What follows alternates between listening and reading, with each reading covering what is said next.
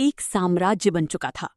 हल्की, लेकिन हर साम्राज्य की सबसे बड़ी परीक्षा उसकी शुरुआत नहीं होती, उसका टिकना होता है। इतिहास गवाह है, बहुत से साम्राज्य बने, बहुत से खत्म भी हो गए, लेकिन कुछ ही ऐसे होते हैं जो समय से ऊपर उठ जाते हैं।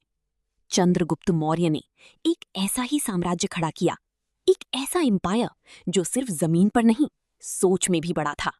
उत्तर में पहाड़ों तक, पश्चिम में सीमाओं के पार, पूर्व में नदियों के किनारे, पूरा भारत एक शक्ति के नीचे। लेकिन साम्राज्य बनाना उतना मुश्किल नहीं जितना उसे संभालना, क्योंकि युद्ध जीतना आसान है, लेकिन शांति बनाए रखना सबसे कठिन। और यहीं से शुरू होती है असली कहानी, एक ऐसे साम्राज्य की जिसने भारत को यूनाइट किया, जिसने दुनिया को चौंका दिया, जिसने पॉलिटिक्स को नया रूप दिया और जिसने हिस्ट्री को रीडिफाइन किया। लेकिन हर शक्ति के पीछे एक कहानी होती है, संघर्ष की, महत्वाकांक्षा की और बदलाव की।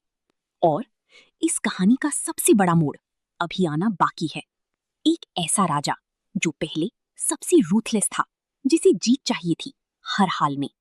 एक ऐसा शासक जो युद्ध से नहीं डरता था, जो खून से नहीं घबराता था, जो पावर के लिए कुछ भी कर सकता था, जिसे कहा जाता था चंडाशोका। लेकिन हर कहानी में एक टर्निंग पॉइंट होता है, एक ऐसा पल जो इंसान को बदल देता है। और जब वो पल आया तो सिर्फ एक इंसान नहीं बदला, पूरा इतिहास बदल गया। वो राजा जिसने हजारों लोगों को मरते देखा, जिसने युद्ध का असली दर्द महसूस किया, जिसने जीत के बाद हार को समझा, वही राजा बदल गया। उसने तलवार छोड़ दी, उसने युद्ध छोड़ दिया, उसने अपनाया शांति, धर्म, इंसानियत। और वही राजा बना अशोका। ये कहानी सिर्फ एक साम्राज्य की नहीं है, ये कहानी है शक्ति से शांति तक की, युद्ध से मानवता तक की, और एक ऐसे राजा की जिसने खुद को जीत लिया। चंद्रगुप्त मौर्य ने सत्ता संभाली, भारत बटा हुआ था, छोटे छोटे राज्य, अलग अलग शक्तियां और हर जगह संघर्ष। लेकिन उनका सपना छोटा नहीं था, उनका लक्ष्य सिर्फ जीतना नहीं था, उनका लक्ष्य था एकता। ये विस्तार अचानक नहीं हुआ, ये एक प्लान था। चाणक्य की स्ट्रैटेजी हर कदम गाइड कर रही थी। कौन सा राज्य पहले, कहां अलायंस, कहां युद्ध, सब तय था। सबसे पहले ध्यान गया उत्तर पश्चिम की तरफ, जहां फॉरेन इन्फ्लुएंस था। अलेक्जेंडर द ग्रेट के जाने के बाद उसके जनरल्स वहां कंट्रोल में थे। यही सबसे बड़ा खतरा था। चंद्रगुप्त ने इन क्षेत्रों को अपने कंट्रोल में लिया। धीरे धीरे पूरी नॉर्थ वेस्ट बाउंड्री सिक्योर। अब भारत बाहरी खतरों से सुरक्षित होने लगा। और फिर सामने आया सिल्यूकस वन निकेटर, अलेक्जेंडर का सक्सेसर। युद्ध हुआ, लेकिन अंत हुआ युद्ध से नहीं, समझौते से। Territory exchange, marriage alliance, diplomacy ने युद्ध से ज्यादा काम किया। अब विस्तार तेज हो गया। पंजाब, गंगा का मैदान, मगध, पश्चिमी भारत, सब एक के बाद एक जुड़ते गए। पहली बार इतना बड़ा हिस्सा एक रूल के नीचे आया। ये सिर्फ ताकत नहीं थी, ये स्ट्रैटेजी थी। जहां जरूरत थी युद्ध, जहां संभव था अलायंस, जहां जरूरी था डिप्लोमेसी। यही बैलेंस एम्पायर को मजबूत बनाता है। जितना बड़ा एम्पायर उतनी बड़ी चुनौती, लेकिन कंट्रोल मजबूत था। राजधानी पाटलिपुत्र, प्रशासन ऑर्गेनाइज्ड, हर हिस्सा कनेक्टेड, हर डिसीजन मॉनिटर्ड। अब ये सिर्फ भारत तक सीमित नहीं था, दुनिया ने नोटिस किया। Greek historians, foreign envoys, Mauryan empire एक ग्लोबल शक्ति बन चुका था। साम्राज्य सिर्फ जीत से नहीं बनते, विजन प्लस स्ट्रैटेजी से बनते हैं। लेकिन एक एम्पायर बन गया। अब सवाल था, इसे चलाएगा कौन, कैसे चलेगा, क्या ये टिकेगा? और यहीं से शुरू होता है असली खेल, गवर्नेंस सिस्टम। एक साम्राज्य बनाना मुश्किल होता है, लेकिन उससे भी ज्यादा मुश्किल होता है उसे संभालना। क्योंकि युद्ध जीतने के बाद असली युद्ध शुरू होता है, व्यवस्था का युद्ध। चंद्रगुप्त मौर्य ने एक विशाल साम्राज्य बना लिया था, लेकिन इतने बड़े एम्पायर को कंट्रोल कैसे किया जाए? अलग अलग लोग, अलग अलग संस्कृतियां, अलग अलग क्षेत्र। अगर सिस्टम कमजोर होता तो साम्राज्य टूट जाता। और यहीं पर चाणक्य का असली कमाल शुरू होता है। उन्होंने समझ लिया था कि एम्पायर सिर्फ तलवार से नहीं चलता, एम्पायर चलता है सिस्टम से।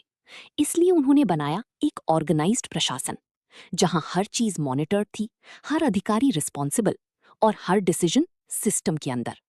इस विशाल एम्पायर का दिल था पाटलिपुत्र, आज का पटना रीजन। यहीं से पूरे एम्पायर को कंट्रोल किया जाता था। मिनिस्टर्स, एडवाइजर्स, मिलिट्री हेड्स सब यहीं मौजूद थे। ये सिर्फ राजधानी नहीं थी, ये पावर सेंटर था। हिस्सों में बांटना, इतना बड़ा एम्पायर एक जगह से नहीं चल सकता था। इसलिए एम्पायर को प्रोविंसेस में डिवाइड किया गया, अलग अलग क्षेत्र, अलग अलग गवर्नर्स। हर प्रोविंस डायरेक्टली सेंटर से जुड़ा था, मतलब कंट्रोल कभी कमजोर नहीं हुआ। अगर कहीं रिबेलियन हो तो खबर तुरंत पहुंचती, अगर कहीं समस्या हो तुरंत एक्शन लिया जाता। चाणक्य जानते थे कि गलत अधिकारी पूरे सिस्टम को खराब कर सकता है, इसलिए ऑफिसर्स केयरफुली चुने गए। Tax officer, military officer, city administrators, हर किसी का अलग काम, और सबसे खास उन पर नजर भी रखी जाती थी, क्योंकि पावर इंसान को बदल सकती है। एक विशाल एम्पायर बिना धन के नहीं चल सकता, इसलिए ऑर्गेनाइज टैक्स सिस्टम बनाया गया। खेती पर टैक्स, व्यापार पर टैक्स, लेकिन अत्याचार नहीं, बैलेंस रखा गया, क्योंकि गरीब जनता कमजोर होगी तो एम्पायर भी कमजोर होगा। चाणक्य इकोनॉमी को शक्ति मानते थे। इतने बड़े एम्पायर में कानून जरूरी था, इसलिए स्ट्रिक्ट रूल्स बनाए गए। क्राइम पर पनिशमेंट, करप्शन पर एक्शन। डर भी था और व्यवस्था भी। लोग सुरक्षित महसूस करते थे और स्टेबिलिटी बढ़ती गई। लेकिन चाणक्य सिर्फ रूल्स पर भरोसा नहीं करते, उन्होंने स्पाइज लगाए ताकि ऑफिसर्स की मॉनिटरिंग हो सके। कौन ईमानदार है, कौन करप्ट, मतलब सिस्टम खुद को मॉनिटर करता था। यही मौर्यन एडमिनिस्ट्रेशन की सबसे डेंजरस स्ट्रेंथ थी। एम्पायर को सिर्फ अंदर से नहीं, बाहर से भी खतरा था, इसलिए स्टैंडिंग आर्मी रखी गई। ट्रेन्ड सोल्जर्स, हॉर्सेस, एलिफेंट्स, हमेशा। समय कभी नहीं रुकता, और साम्राज्य भी नहीं। चंद्रगुप्त मौर्य ने एक विशाल एम्पायर खड़ा किया था, लेकिन हर साम्राज्य को चाहिए एक उत्तराधिकारी। और फिर सत्ता आई बिंदुसारा के हाथों में। इतिहास उन्हें बहुत ज्यादा याद नहीं करता, लेकिन अगर बिंदुसारा ना होते तो मौर्यन एम्पायर टिक नहीं पाता। उन्होंने अपने पिता की विरासत संभाली, रिबेलियंस रोके, प्रशासन मजबूत रखा और एम्पायर को टूटने नहीं दिया। ये सिर्फ एक्सपेंशन का समय नहीं था, ये स्टेबिलिटी का समय था। बिंदुसारा ने सिस्टम को कंटिन्यू रखा, प्रोविंसेस मॉनिटर्ड, ट्रेड चलता रहा, सेना मजबूत रही, एम्पायर स्टेबल था, और दुनिया अब मौर्यन शक्ति को पहचान चुकी थी। ग्रीक किंगडम्स अब भारत को नोटिस कर रहे थे, एम्बेसडर्स भेजे गए, डिप्लोमैटिक रिलेशंस बनी।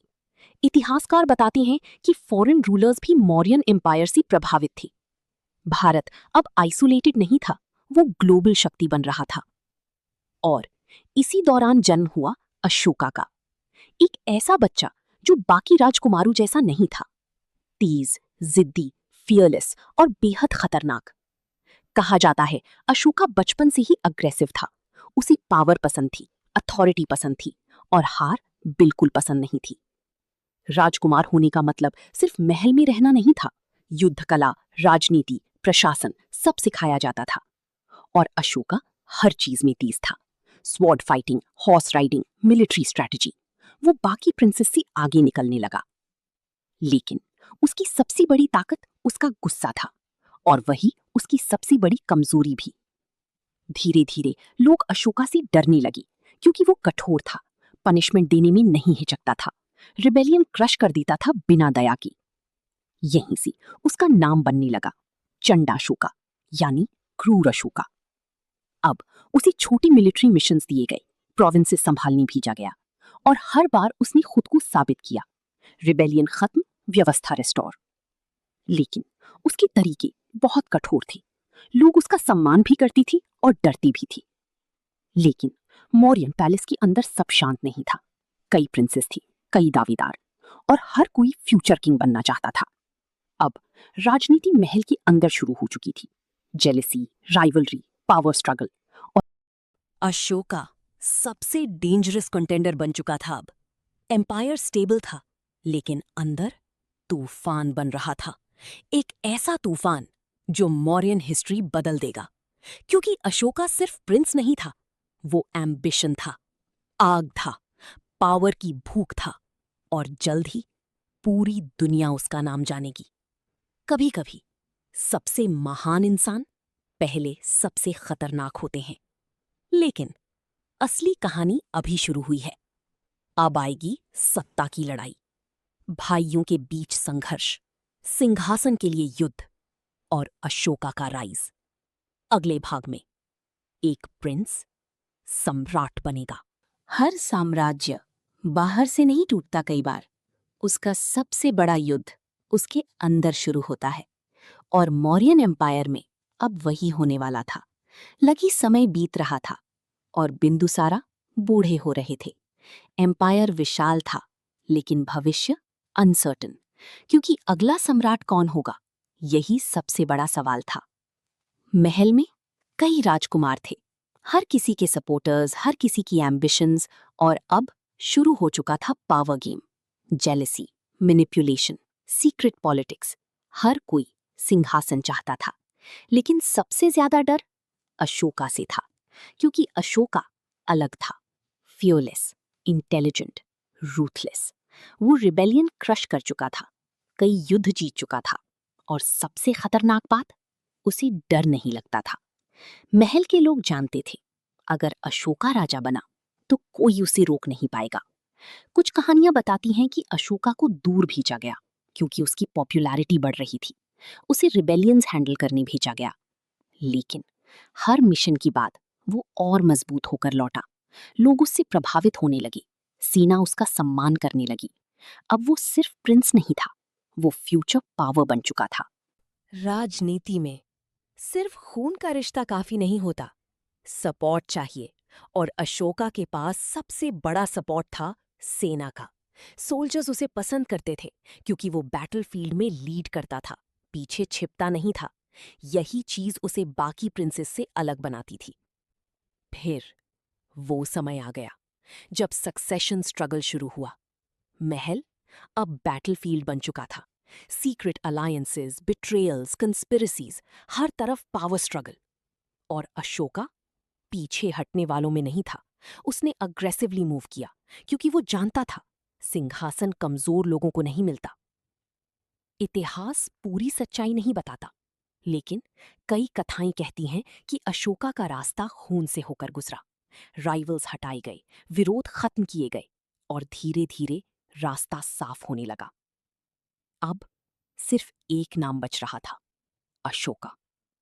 और फिर वो दिन आया जब अशोका ने सिंहासन संभाला, मौर्यन एम्पायर का नया रूलर, सबसे शक्तिशाली आदमी पूरे भारत में। लेकिन ये वही अशोका था जिसे लोग चंड अशोका कहते थे, कठोर, निर्दयी, अनस्टॉपेबल। और अब उसके हाथ में था पूरा साम्राज्य। शुरुआत में अशोका ने एम्पायर को और मजबूत किया, सेना पावरफुल, कंट्रोल स्ट्रिक्ट। लेकिन उसके अंदर की आग अभी शांत नहीं हुई थी। उसे और चाहिए था, और विजय, और शक्ति। और यही एम्बिशन उसे ले जाएगी इतिहास की सबसे खतरनाक युद्ध की तरफ, कलिंगा। सिंहासन विरासत से मिल सकता है, लेकिन उसे बचाने के लिए इंसान को बदलना पड़ता है। अब अशोका सम्राट था, लेकिन उसकी भूख खत्म नहीं हुई थी। एक राज्य अभी भी झुका नहीं था, कलिंगा। और ये युद्ध सिर्फ जमीन के लिए नहीं होगा, ये एक इंसान की आत्मा बदल देगा। इतिहास में बहुत युद्ध हुए हैं, साम्राज्य बने, साम्राज्य मिटे, लेकिन कुछ युद्ध इंसान को अंदर से बदल देते हैं, और कलिंगा वॉर ऐसा ही एक युद्ध था। उस समय कलिंगा एक शक्तिशाली और स्वतंत्र राज्य था, आज का ओडिशा रीजन। लेकिन सबसे बड़ी बात ये थी, कलिंगा मौर्यन एम्पायर के अधीन नहीं था, वो स्वतंत्र था, गर्व से भरा हुआ, और समुद्री व्यापार में बहुत शक्तिशाली, यानी रणनीतिक रूप से बेहद महत्वपूर्ण। अशोका अब सिर्फ रूलर नहीं था, वो कॉन्करर बन चुका था। उसे पूरा भारत चाहिए था, एक यूनाइटेड एम्पायर, और कलिंगा उसके रास्ते में खड़ा था। लेकिन कलिंगा आसानी से झुकने वाला नहीं था। वहां के लोग फियर्स थे, फियरलेस थे, वे आजादी के लिए मरना जानते थे। धीरे धीरे दोनों तरफ तैयारियां शुरू हुईं। मौर्यन आर्मी विशाल थी, हाथी, घोड़े, हजारों सैनिक। दूसरी तरफ कलिंगा की सेना छोटी थी, लेकिन उनका हौसला बहुत बड़ा था। वे अपनी मिट्टी के लिए लड़ रही थी और यही चीज उन्हें डेंजरस बनाती थी। फिर वो दिन आया जब युद्ध शुरू हुआ। धरती कांप उठी। तलवारों की आवाज, हाथियों की गर्जना, सैनिकों की चीखें, हर तरफ सिर्फ युद्ध था। नदियां लाल होने लगीं, धुआं, आग, खून, और बीच में खड़ा था अशोका। सिर्फ जीत का युद्ध नहीं था, ये विनाश था। हजारों सैनिक मारे गए, परिवार टूट गए, बच्चे अनाथ हुए, शहर जल गए। इतिहासकार बताते हैं लाखों लोग प्रभावित हुए, करीब 1 लाख लोग मारे गए, कई लाख घायल या बंदी बने। और यही वो पल था जिसने सब बदल दिया। कलिंगा हार चुका था, मौर्यन एम्पायर जीत गया, लेकिन अशोका पहली बार बैटलफील्ड में रुका। उसने चारों तरफ देखा, लाशें, रोते लोग, जलती जमीन, और पहली बार उसे अपनी जीत हार जैसी लगी। वो जीत चुका था, लेकिन अंदर से टूट चुका था। उस दिन अशोका ने महसूस किया कि युद्ध सिर्फ टेरिटरीज नहीं लेता, वो इंसानियत भी छीन लेता है, और शायद उसकी आत्मा भी। वो राजा जिसे खून से फर्क नहीं पड़ता था, अब उसी खून से डरने लगा। चंडाशोका टूट चुका था, और यहीं से शुरू हुआ सबसे बड़ा बदलाव। अब अशोका के अंदर सवाल उठने लगे, क्या यही विजय है? क्या यही शक्ति है? अगर जीत में इतना दर्द है, तो ऐसी जीत का क्या मतलब? धीरे धीरे उसका मन युद्ध से दूर होने लगा और शांति की तरफ बढ़ने।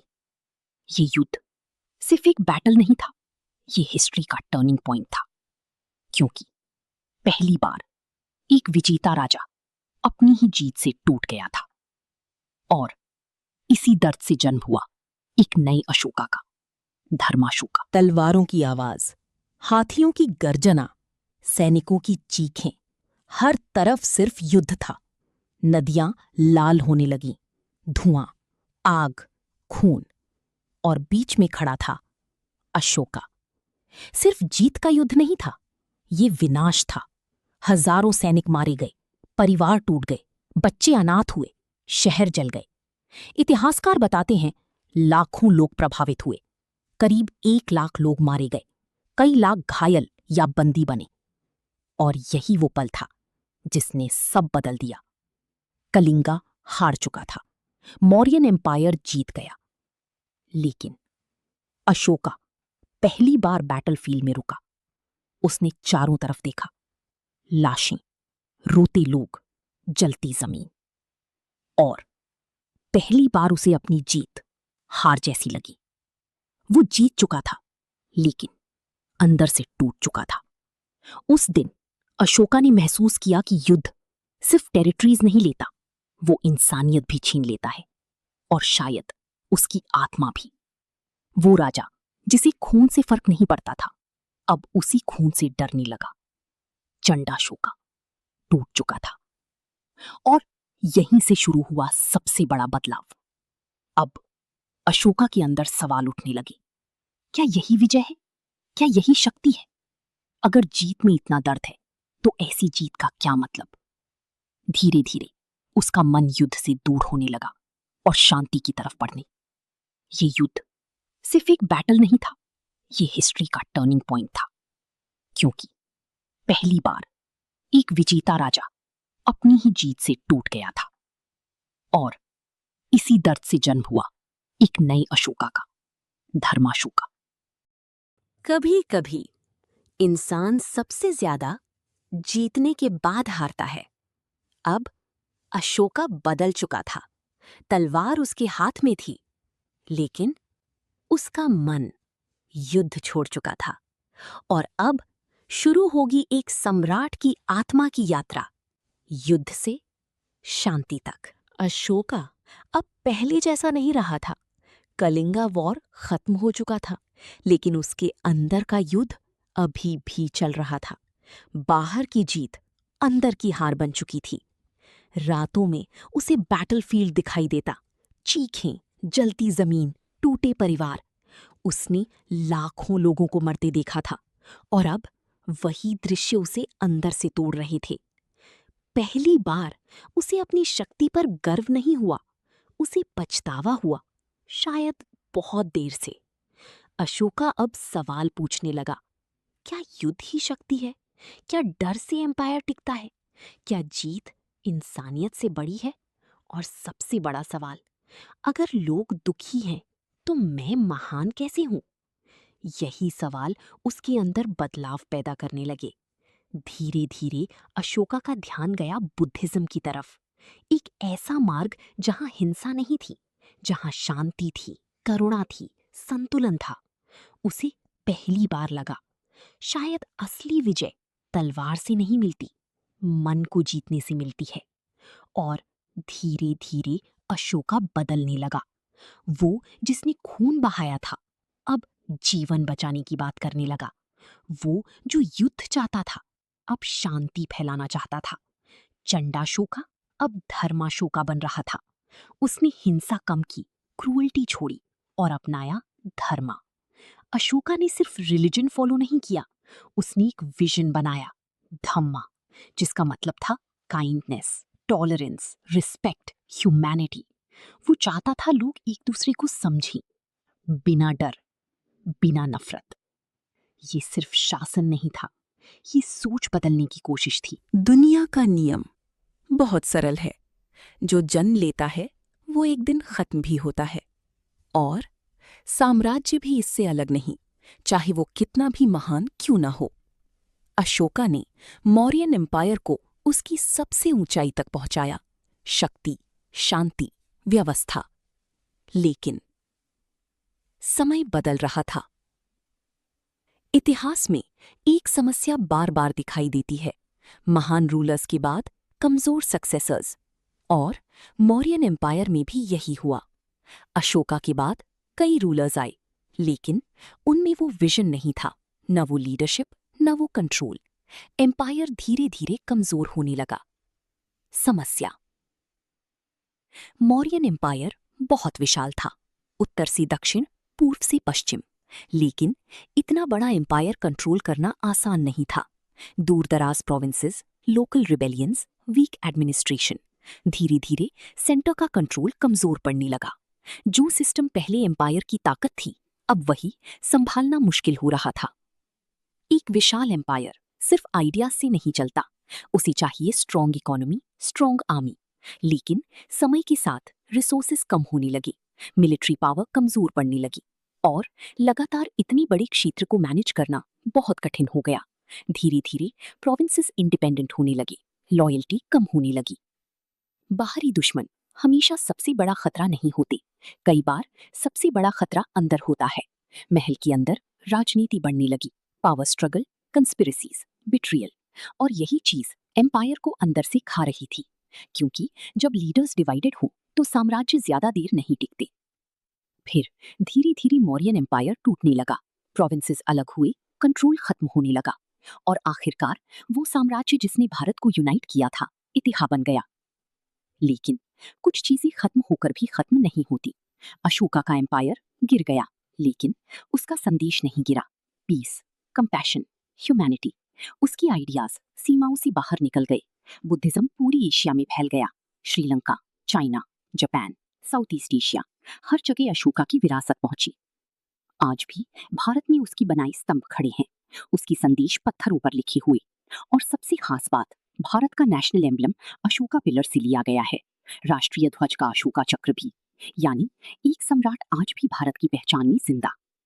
कई विजेताओं को भूल गया क्योंकि वो सिर्फ युद्ध जीत पाए, लेकिन अशोका अलग था। उसने इंसानियत चुनी, उसने बदलाव चुना और यही कारण है कि वो अमर हो गया। लोग सिर्फ उसकी ताकत को याद नहीं रखते, लोग उसके बदलाव को याद रखते हैं। ये कहानी सिर्फ एक एम्पायर की नहीं है, ये कहानी है एम्बिशन की, युद्ध की, शक्ति की, लेकिन सबसे ज्यादा इंसानियत की। क्योंकि आखिर में लोग तुम्हारी ताकत नहीं याद रखते, लोग याद रखते हैं तुमने दुनिया को क्या दिया। अशोका एक कॉन्करर बनकर शुरू हुआ, लेकिन लेजेंड बनकर खत्म हुआ। और मौर्यन एम्पायर खत्म हो गया, लेकिन उसकी कहानी हमेशा अगर जिंदा रही। तुम्हें ऐसी स्टोरीज पसंद है जहां इतिहास सिर्फ किताबों में नहीं, आंखों के सामने जिंदा हो जाता है, तो इस वीडियो को लाइक करो, चैनल को सब्सक्राइब करो और कमेंट में लिखो, क्योंकि अगली कहानी में भारत एक बार फिर बदलेगा। विज्ञान, कला, गणित और शक्ति अब शुरू होगा, जहां भारत सिर्फ शक्तिशाली नहीं बनेगा, बल्कि दुनिया का ज्ञान केंद्र बन जाएगा। रॉकेट